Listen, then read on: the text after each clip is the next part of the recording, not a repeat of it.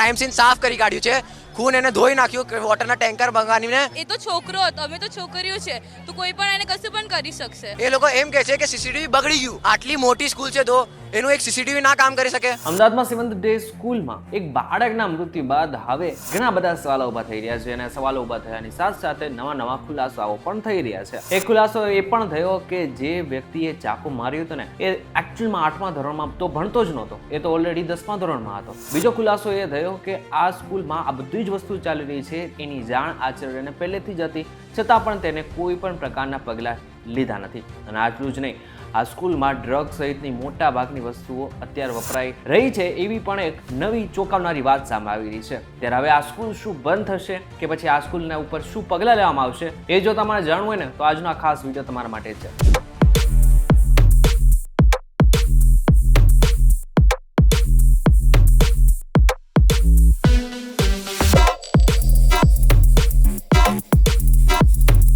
નમસ્કાર અને welcome back fox VTV digital ઉપર તમે જોઈ રહ્યા છો ડેલી ડોઝ અને હું છું આપનો દોસ્ત કરણ ચરોતરા.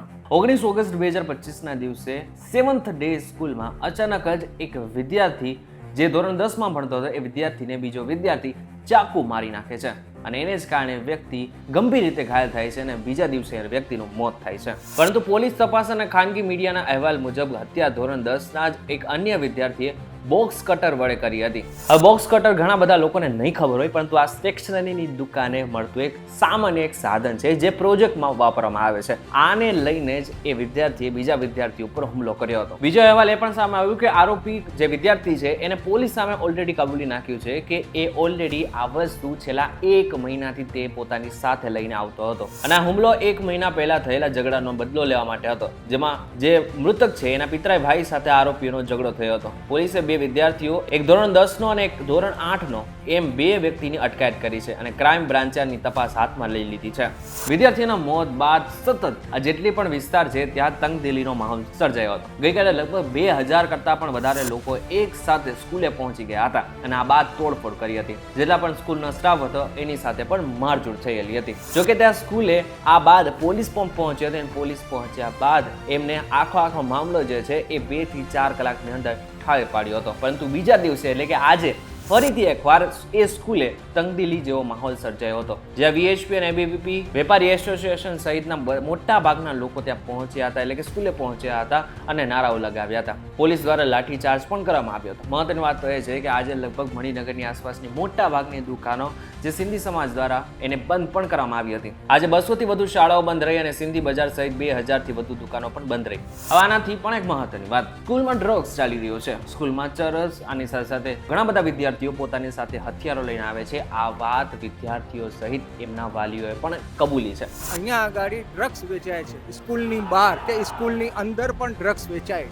એવું નથી, કઈ વસ્તુ નથી વેચાતી. ચરસ, ગાંજો, ડ્રિંક બધું વેચાય છે ને છોકરાઓ સાથે લઈને બી આવે છે. नशा कर रहे 10वें 11वें 12वें लड़के लड़कियां बाहर नशा करे, सिगरेट पीते, किस करते खुले.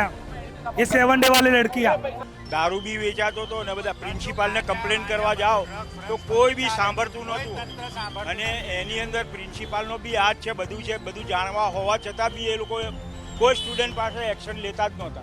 આટલું જ નહીં, વાલીઓનું તો એમ પણ કહેવું છે કે અમે તો આની કમ્પ્લેન પણ કરેલી છે, પરંતુ સ્કૂલ દ્વારા કોઈ પણ પ્રકારના નક્કર પગલાં લેવામાં આવ્યા નથી. હવે આ ઘટના બાદ ઘણા બધા વિદ્યાર્થીઓનું એવું કહેવું છે કે હવે અમને સ્કૂલે જતા ડર લાગી રહ્યો છે. હવે અમે કઈ રીતે સ્કૂલે જઈશું એના ઉપર અમને હવે સવાલો ઊભા થઈ રહ્યા છે. ડર તો લાગે, કેમ કે આટલી મોટી ઘટના થાય તો આમ દિલમાં તો આમ થોડું તો થાય કે કારે પણ કોઈ પણ આવીને અમારી આવું આવી રીતે કંઈક કરે તો ડર તો લાગે, આપણે અમારો જીવ ગુમાવી શકીએ. તો કલ્ચર ઉપર અમે નહીં કહી શકીએ, બટ હા એ કહી શકીએ કે જે થયું છે એ બહુ ખોટું થયું છે.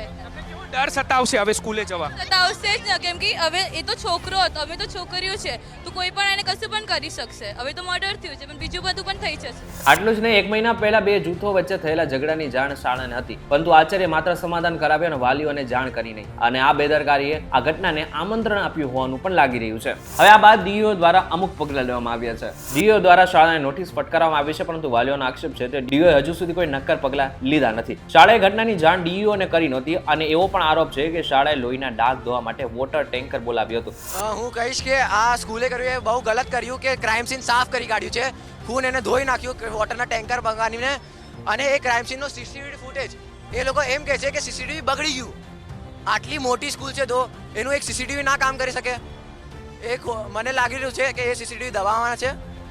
હું કહીશ કે સીસીટીવીની માંગ કરો. પ્રશ્ન થઈ રહ્યો છે કે આખી જે ઘટના બની એમાં ઘણા બધા પ્રશ્નો થઈ રહ્યા છે. સૌથી પહેલો મોટો પ્રશ્ન કે શા માટે થઈને શાળાએ આ બધી વસ્તુ પહેલેથી નોંધ નહોતી લીધી. જો આજે પહેલેથી નોંધ લીધેલી હોત તો આજે કદાચ એ બાળક આપણી બધાની વચ્ચે ઉપસ્થિત હોત. બીજો પ્રશ્ન, ડ્રગ્સ, ચરસ અને હથિયારો જેવી વસ્તુ જે સ્કૂલમાં આવતી હોય એ સ્કૂલમાં કયા પ્રકારનું શિક્ષણ આપવામાં આવતું હશે એ હવે મને ને તમને ખબર પડી ગઈ હશે. હવે આ તો જે વાલીઓ દ્વારા આક્ષેપ કરવામાં આવ્યો છે એ હું તમને કહી રહ્યો છું, પરંતુ હવે આગળના સમયમાં જ્યારે તપાસ હાથ ધરવામાં આવશે ત્યારે ચોક્કસથી અલગ અલગ વસ્તુઓ અને ઘણી બધી એવી વસ્તુઓ પણ બહાર આવી શકે છે કે જે કદાચ આપણે બધાને ચોંકાવી શકે છે. ત્રીજી અને સૌથી મહત્વની વસ્તુ, વાલીઓ દ્વારા એવું માંગ કરવામાં આવી રહી છે કે હવે આ સ્કૂલ ગમે એમ કરીને બંધ થવી જોઈએ. આ સ્કૂલમાં એવી એવી વસ્તુઓ ચાલી રહી છે કે એ ક્યાંય પણ ન થવી જોઈતી હતી. મહત્વની વાત તો એ છે કે હવે સ્કૂલ બંધ થવાની વાત થઈ રહી છે હવે, પરંતુ હવે ડીઓના અધિકારીઓ પર છે કે ડીઓ આની ઉપર શું પગલાં લે છે. ત્યારે આ બાબતને લઈને તમારું શું કહેવું છે મને જરા કોમેન્ટ કરીને ચોક્કસ કીજો. વિડીયો થકી જો તમને કોઈ ઇન્ફોર્મેશન મળી તો વિડીયો લાઈક અને શેર જરૂરથી કરજો. તથા આ જ ઇન્ફોર્મેટિવ વિડીયોઝ માટે વી ટીવી ડિજિટલ સાથે જોડાયેલા રહેજો.